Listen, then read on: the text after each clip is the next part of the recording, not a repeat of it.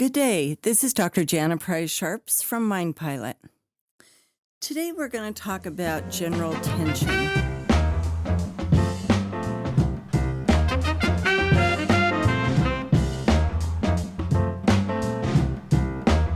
what does that look like? What causes it? And a few things that you can do to begin to reduce it. So, if you're used to running hot with lots of adrenaline and cortisol, you may not even notice, even if your system cools down a little bit, you may still have tension going on. How would you know that? Well, you may not be sleeping well. You may be tossing and turning a lot. Everything may irritate you. Your neck and shoulders may be stiff. Your back may be stiff, even if you don't have injuries in those places. A lot of times people will hold tension in shoulders or neck or somewhere in the back. Some people hold tension in their stomach. So one of the things you can do is begin to really pay attention to your body. And a lot of times your body is going to tell you if you have tension going on. And if you're listening to it, then you can take proactive steps to begin to reduce it. If you're not paying attention, then tension can drive irritability. And if you're irritable, then that can drive other problems like arguments and road rage and, being sarcastic with people, citizens of the community, whatever your job may be. And so pay attention to the tension. It's interesting how often we have people, they start cooling their system down. They're starting to do really well. And then they get tense one day. They start to get running hot. And they'll tell me, or they'll tell us, my whole crew, I didn't realize how hot I was running because the other day I got heated up and I really felt miserable. Did I used to be that way all the time? And the answer is probably. Because you get used to it. You get used to your entire system being tightened up. You get used to your back hurting and your neck hurting and your shoulders hurting and your stomach hurting. You get used to being irritable and raging all the time.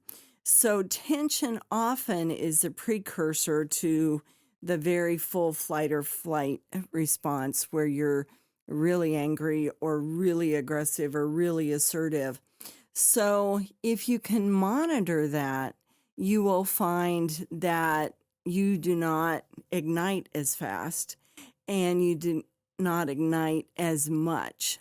So on your days off, do you find that everything irritates you? Do you find everything that your significant other or your kids are saying to you are irritating you? Do you find if you go to the grocery store, somebody's standing in front of the tomatoes and you want to look at the tomatoes and that makes you mad? Those are all signs that you have some tension going on and you need to take steps to relieve that to cool your system completely down. I have spoken a lot about comedy on this podcast. I just find it so useful for folks. Music often will calm tension down, as we've discussed before. Self-talk can help. But there's other things you can do. Maybe you need to go see your chiropractor. Maybe you need to go get a full body massage. That can be very helpful to completely reduce tension.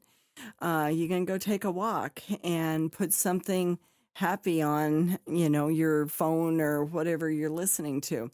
There's different things, but take action. A lot of times people have been running semi-hot, if not hot, all the time, and they're not aware that that is still impacting their behavior. If you're finding yourself saying, what's the point? Why do I bother doing any of this? You might have too much tension and you may need to reduce that. A lot of times if you reduce tension in your body, it reduces tension in your brain. But also if you reduce tension in your brain, it can reduce tension in your body. They go back and forth. So sometimes if you work out and you find yourself even more keyed up, then you might need to figure out what you can do with your brain to ignite that parasympathetic nervous system and calm your system down so that you're running much cooler.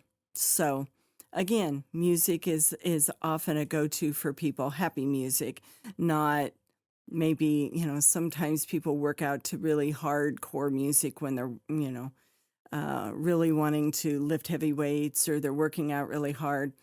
That's not the kind of music that's going to reduce tension. So find something that works for you. It could be jazz, it could be big band, it could be reggae, it could be whatever, but put something on that's going to cool you. And also be careful who you're talking to when you're getting tensed up. There are those people that you can spend 10 minutes with and they're getting you wound up. Maybe if you're tense, maybe you need to call somebody that tends to cool you down if you're going to talk to somebody. Sometimes reaching out to your spouse can be a good idea, but sometimes they may react strongly because they've lived with you for a long time. And so you might want to call somebody that's going to help you cool down. If your spouse is that person, awesome. If they're not, then pick somebody who is. Figure out what cools you all the way down. I have some people that go deep sea fishing. I got other people that go hiking. Some people go take a bicycle ride. Some people do work in the shop, and making wood designs and playing with woodworking. I have other people that like to cook, and that's what they do, or they like to sew. Whatever it is that you like to do, if you don't have anything, you need to start developing it and just keeping your system run cooler. I've said this before, but I'm going to mention it again. Almost all the major medical centers, the research hospitals, are saying the same thing, including the Mayo Clinic. Most very serious diseases come from inflammation. Now, there's a variety of things that can cause inflammation, but two of the key things that cause inflammation is high levels of adrenaline and high levels of cortisol over a long period of time. So there's some physiological reasons and psychological reasons to keep your system running cool. Be aware of what your body's telling you, and then take action. If you're a first responder and you're working long hours, or you're a veteran and you have a lot of tension, you really might consider those massages every couple of weeks, once a month, whatever. Get your muscles relaxed, and it will kick in your parasympathetic nervous system, and your body will just decompress. Figure out how to decompress. Make sure that you're staying on top of that. Your body will thank you, and so will your brain. You have the right to be happy. You have the right to have a good life. This is Dr. Jana Price Sharps from Mind Pilot. Don't forget to subscribe.